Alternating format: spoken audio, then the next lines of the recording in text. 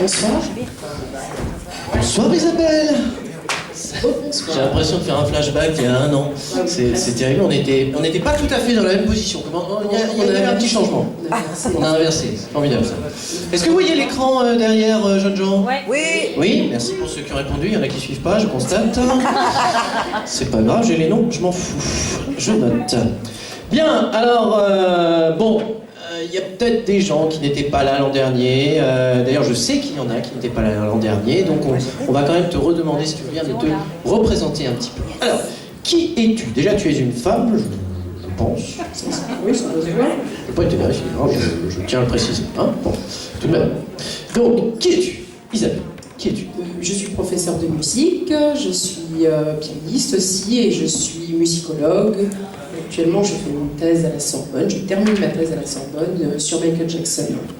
Ah, c'est très bien, nous avons un piano. Le piano, s'il vous plaît. Non, c'est pas grave. Cette thèse, donc, si tu peux nous rappeler le titre, rien que pour nous épater un peu là, vas-y. Modalité des crossover ratios dans l'industrie du disque américaine. À tes souhaits. Alors, non, De bien Michael sûr. Jackson, bien sûr. On avait déjà commencé un petit peu l'an dernier à expliquer, donc je ne reviens pas sur cette thèse, mais par contre on va non pas redécortiquer un petit peu les thèmes de ta thèse, mais plutôt décortiquer un des thèmes de cette thèse, puisque tu as commis un ouvrage, toi aussi, décidément ils n'arrêtent pas, ils écrivent ces gens-là, et en plus ils écrivent dans le MJB, je vous jure.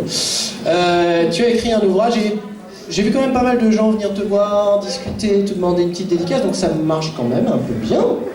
Ça a l'air, en tout cas ça intéresse certaines personnes, ça intéresse des gens, donc ça c'est déjà une bonne nouvelle. Oui. Et donc ça s'appelle La culture pop au Panthéon des Beaux-Arts, sous-titre Dangerous de Mark Ryden à Michael Jackson. Alors évidemment nous ça nous intéresse, hein. Et oui, sûr. c'est sûr que quand on travaille sur les aspects raciaux américains, enfin surtout en Amérique parce que c'est quand même une problématique un peu à part, qui dit catégorie de race parle de catégorie culturelle. Et en cela, Michael Jackson a quand même fait tourner pas mal de tables. C'est certes un artiste de divertissement exceptionnel, mais c'est aussi un artiste qui a d'énormes références culturelles et qui en infuse très régulièrement et sa musique et ses productions visuelles. Alors, c'est vrai qu'on sait que c'était quelqu'un qui était assez cultivé, curieux, autodidacte pour une bonne part, même si à côté de sa carrière de jeune artiste enfant, il a été à l'école comme tout le monde, même si c'était des écoles un peu particulières pour artistes, etc. Mais là, tu t'es intéressé justement à ce qu'on voit derrière et qu'on va voir après aussi, c'est la couverture donc de cet album que l'on connaît tous ici, si on est fan, hein, c'est cet album Dangerous. Pourquoi avoir fait justement, alors que tu as fait une thèse assez large sur, tu l'as dit, le crossover racial, etc., pourquoi avoir fait justement, rien que sur ça, un ouvrage qui se veut peut-être un petit peu plus vulgarisé, c'est-à-dire un petit peu plus accessible à tous, parce que c'est vrai que les thèses en général ça reste entre intello, tout ça. Là, tu as mis ça dans le commerce. Pourquoi ce passage-là, retravailler de ta thèse particulièrement? Parce que je suis fan à la base et que forcément, comme tout le monde, cette pochette de disque, cet album m'a interpellée. Et moi aussi, je me suis longtemps posé des questions dessus. Et effectivement, mes travaux de recherche m'ont conduit quand même malgré tout assez vite à devoir m'intéresser plus en profondeur à ce travail artistique de Mark Ryden et à sa mise en relation avec la musique de Michael Jackson. Donc évidemment, je me suis dit que ça serait bien, régulièrement je rencontre des gens qui me posaient des questions, etc. Et je me suis dit que ça serait bien de pouvoir partager une partie de ces recherches. C'est quand même un cas d'école, Dangerous, en termes culturels, en termes de support, déjà, parce qu'on est sur une œuvre d'art à part entière, réalisée par un peintre, une œuvre qui a demandé 5 mois de travail, et énormément de références culturelles derrière, qui remontent d'ailleurs jusqu'au début du XVIe siècle. Et en même temps, c'est un support de CD, de production C'est la massive. seule occasion où tu peux peut-être me donner d'autres exemples où on a un artiste peintre et pas seulement un artiste photographe qui va faire une pochette de disque dans l'univers rock, dans l'univers pop. Non, on a eu par exemple Black Sabbath qui a utilisé aussi Jérôme Bosch pour la couverture de leur compil en 77. On a eu également recours à des influences de Miro ou de Kandinsky pour des groupes comme The Buzzard, des groupes punk. Donc ce n'est pas la première fois, mais là il s'agit plus que d'une référence unique, c'est une pluri-référence, quoi, vraiment. Beaucoup de références. Voilà, et ce qui est intéressant, c'est qu'en fait, il y a vraiment un terreau commun entre Mark Ryden et Michael Jackson. C'est vrai que les fans de Michael Jackson voient beaucoup toute la symbolique qui est liée à lui. Or, cette symbolique, cet amour des codes et même de la nature des codes, comme les chiffres, comme l'œil... Tiens, quelques exemples, vas-y. Allez, donne-nous, là, tu nous mets l'eau à la bouche, tu nous fais saliver, donne-nous quelques exemples. Là, il y a juste derrière toi l'image, donc les gens vont pouvoir en même temps bien sûr, toi, tu peux regarder devant toi avec la petite pochette devant toi pour te rappeler tout ça, mais eux, ils vont pouvoir regarder derrière. Allez, donne-nous juste là, en apéro, quelques codes pour... Parce que finalement, cette pochette, tout le monde a tenté, bien sûr, de la traduire, de la décoder, mais toi, tu as les bons codes quand même. Donc, ce serait bien de nous en donner quelques-uns pour ceux qui n'ont pas encore lu entièrement ton ouvrage. Bon, déjà, c'est une pochette qui s'adresse à tout le monde. C'est une pochette qui attire les yeux, c'est quand même un support commercial d'abord, qui plaît aux enfants, qui plaît aux adultes et qui quand même parle assez vite aussi aux gens qui se rendent compte que derrière les pistes liées simplement à Michael Jackson, les petits codes qui sont voilà, la main, les gants, le gant que le chien porte, les sparadraps, ces choses-là, le chiffre 7, on se rend quand même assez vite compte qu'il y a des éléments, des références qu'on a l'impression d'avoir déjà vu quelque part, comme cet anthropomorphisme de Napoléon ou bien cet oiseau royal qui... Alors attends, pas trop vite ça. Bon, le gant, on t'a suivi, tout va bien. Les sparadraps, on t'a suivi, tout va bien. Je pense que les 7 aussi, hein, pour ceux qui ont l'habitude du chiffre 7 dans l'univers de Michael, ça va. Alors attention, là, tu m'as sorti un mot. Anthropomorphisme Napoléon. Alors, reprécise un petit peu, cet anthropomorphisme, il se situe où dans notre pochette? Et à la place de Napoléon, c'est pas Napoléon qu'on a là, c'est un chien, à la place, c'est un lévrier afghan qui était très familier du monde du cirque à l'époque de Barnum. C'est aussi le seul animal qui est rentré dans l'arche de Noé, et on sait que la thématique biblique chez Michael est très très importante.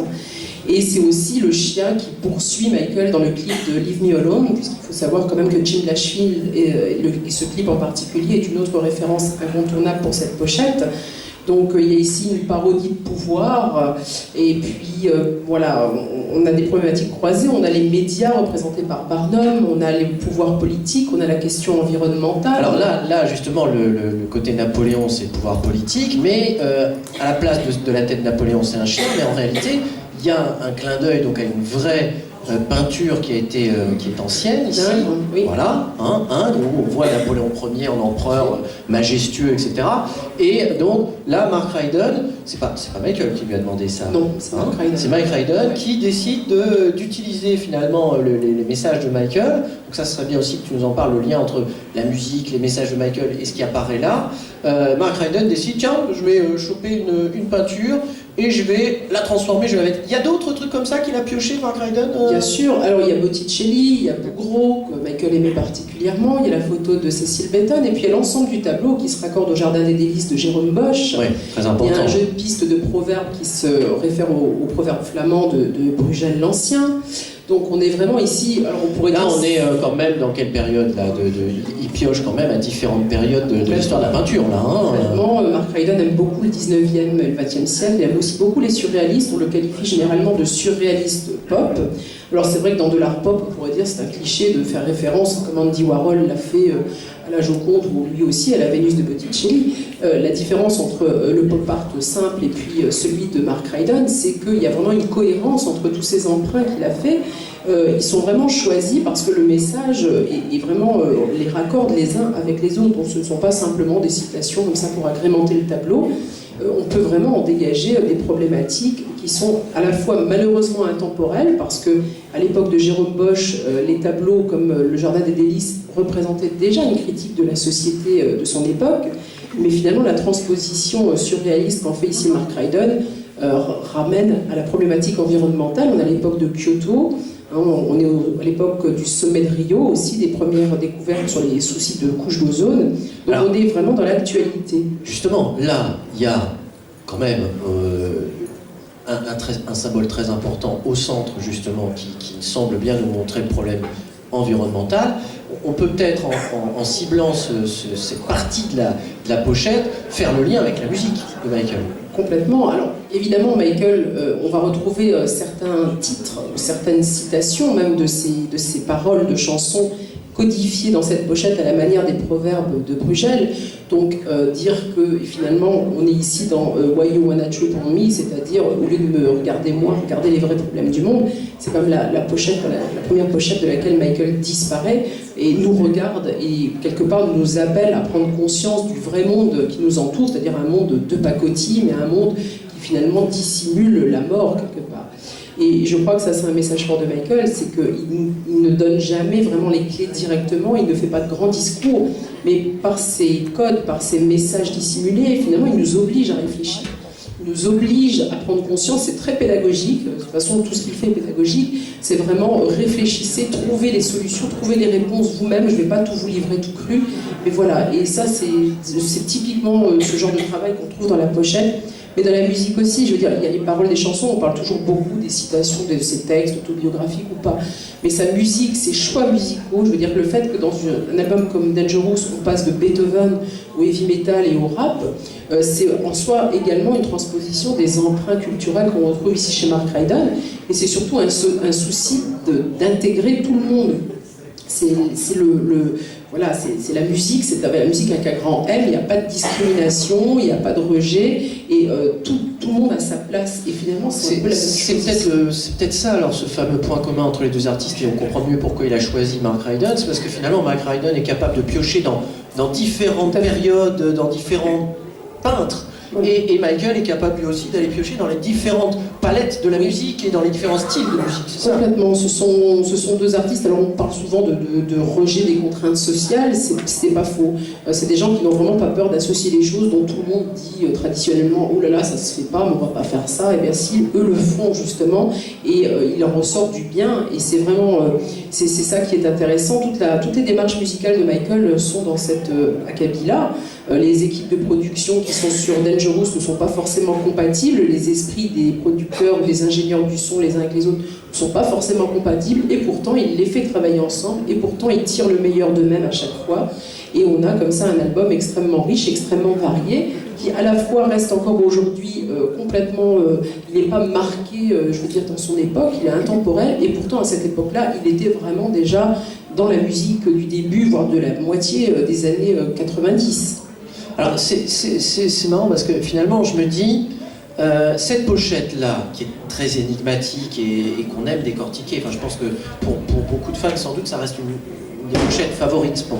Peut-être pas pour tous, hein, mais je pense que ça reste une pochette particulière.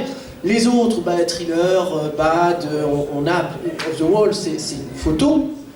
Très belle photo, certes, des photographes qui sont de véritables artistes, Emerson, etc. Mais là, on l'a autorisé, Michael, sans doute avec le poids qu'il a aussi à cette époque-là, on l'a autorisé à faire quelque chose d'original. Alors qu'avant, tu peux peut-être nous rappeler ça n'a pas toujours été le cas. Ça n'a pas toujours été le cas, mais attention, quand même, Off the Wall correspond quand même bien le travail de Mike Salisbury au message de l'album. Off the Wall, c'est passer au-delà du mur, passer au-delà du mur de quoi? L'ambition de Michael avec cet album était vraiment de proposer une musique pour tout le monde, une musique qui n'avait pas de couleur.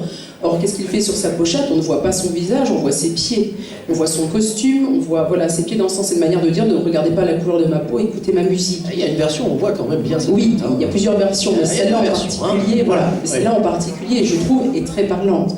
Il y a l'image de Thriller également, où il est allongé, décontracté. On dit souvent c'est un négatif d'Off the Wall, c'est vrai, mais là on a quand même un artiste afro-américain qui est tranquillement, effectivement, assis sur ce courant dominant qui jusque-là était quand même réservé par les Blancs, il faut bien le dire, et qui finalement a l'air de nous regarder avec un air décontracté en disant j'y suis arrivé. Il y a quand même certains messages derrière. Alors avec Bad, normalement le travail qui avait été proposé au départ, que Michael souhaitait, c'était ce fameux cliché de Greg Gorman, dans lequel il apparaissait derrière un voile à la manière donc de l'actrice Swanson dans les années 20, et qui a été rejeté pour mettre ce cliché d'Emerson tiré du clip. Ce qui prouve encore l'éclectisme de Michael, c'est qu'il était capable de piocher dans différentes époques aussi. Il avait envie de, là encore, rendre hommage à un autre artiste. Il n'a pas pu. Là, il a laissé faire Mark Ryden, ou il lui a donné des consignes? Alors, il a donné des consignes. Parce que tu as contacté Mark Ryden? Oui, tout à fait. C'est complètement transparent. Mark Ryden a une copie de mon travail. Et puis, tout au long de ces 4 années quand même de recherche, j'ai eu des contacts réguliers avec lui. Mais oui, il y a eu 5 mois de travail. Il a rencontré Michael au début, il l'a rencontré à la fin. Il lui a proposé au début des esquisses. L'idée était vraiment de travailler, parce que Michael aimait beaucoup son travail sur les affiches de cirque, et puis sa façon d'utiliser justement les codes. C'est ça qui l'a intéressé. Bon, c'est Nancy Donald qui a mis Mark Ryden en contact avec Michael Jackson. Et puis finalement, donc après s'être mis d'accord sur le point de départ, il y a eu tout ce travail de fait. C'est quand même une peinture qui fait 1 mètre sur 1 mètre à peu près, 36 pouces sur 36 pouces, donc c'est intéressant à voir en vrai format. Et à la fin, Michael est venu et a simplement demandé quelques détails supplémentaires, comme cet enfant bicolore qui ressemble évidemment à Black or White. On voit encore une fois ici une citation de chanson. On retrouve le message qu'il veut passer. Voilà, par exemple. Donc voilà, il y a eu très peu de modifications demandées par Michael. Mais Bubbles, la présence du singe, tout ça, c'est Mark Ryden? Alors, Bubbles, oui. Alors, le singe est... Ici, c'est Bubbles. C'est Bubbles. Alors Michael, bien sûr, a demandé expressément à ce que Bubbles pose pour Mark Ryden, qui reproduise exactement ses traits. Il n'était pas question de reproduire un chimpanzé au hasard. Juste un singe, non, pas du tout. Il fallait que ce soit Bubbles. Mais le singe est quand même très récurrent dans la production de Mark Ryden, de la même manière d'ailleurs que dans les peintures de la Renaissance dont il s'inspire. Le singe représente la singerie du monde, c'est-à-dire le fait de faire des tableaux qui sont censés représenter le monde, imager le monde. Le singe représente le peintre d'une manière générale. Donc voilà, et là, Bubbles, c'est au sommet du tableau, et encore une fois, une entrée avec plusieurs sens sur cet animal. Alors tu parlais du cirque parce que Michael Jackson, effectivement, aimait ce que représentait Mark Ryden sur le cirque, mais tu as parlé aussi tout à l'heure de Barnum.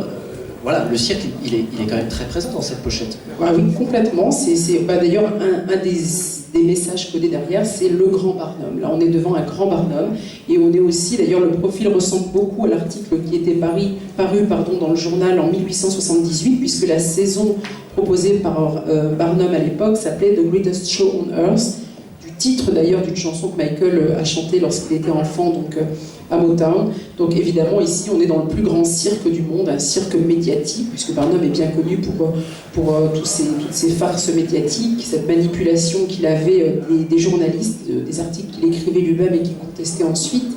On a voilà, ce cinéma de gens de pouvoir qui se regardent en chien de faïence et qui laissent finalement ses enfants jouer près d'un site dangereux, donc certains animaux en sortent morts. Voilà. C'est vraiment un monde factice et qui appelle à regarder d'un peu plus près d'où viennent les vrais problèmes. Est-ce que cette pochette, elle est, puisque tu as proposé ton travail, t'as soumis un peu ton travail aussi à Mark Ryden, qui est quand même celui qui pouvait le mieux te répondre sur ce que tu étais en train de faire. Est-ce que finalement, il a été très surpris par ce que tu lui as montré dans tes interprétations, dans tes réflexions? Est-ce qu'il a été intéressé, ou est-ce qu'au contraire il a tout validé en disant c'est exactement ça? Alors, je l'ai contacté donc en 2011 et je l'ai un peu contacté comme on jette une bouteille à la mer parce que je n'étais pas censée avoir toutes ces nouvelles. Je me suis dit voilà, je vais lui poser des questions. Enfin, si tu lances une bouteille, on ne sait jamais. On sait jamais. Oui, tu l'as pas invité chez toi comme Fabrice? Non. Non, mais comme je sais que le mystère est quand même au centre de ce tableau, je me suis dit je vais pas lui poser des questions, il y répondra pas, mais je vais lui proposer mes premières interprétations en lui demandant voilà.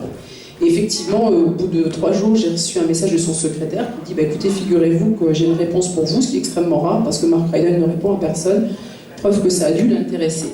Et donc je me suis retrouvée avec une lettre de Mark Ryden. Ça peut s'applaudir quand même, moi je pense. Ça peut s'applaudir. Ça fait plaisir. On a dû être heureuse à ce moment-là. C'est moi qui étais extrêmement flattée. Tu passes du temps à bosser et puis voilà, il y a une petite récompense bien sympathique. Je l'ai encadré. Voilà. Mais ça m'étonne pas. Non, mais en tout cas, il me disait que mes premières pistes de recherche étaient intéressantes.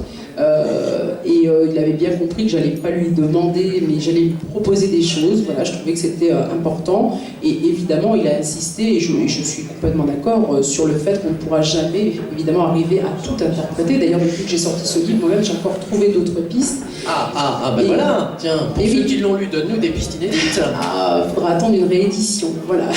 Non, je vais pas en donner tout de suite, il faudra d'abord lire ce qui est déjà là. Elle est commerciale, hein. Elle préfère attendre la réédition. Bon. Oui, voilà.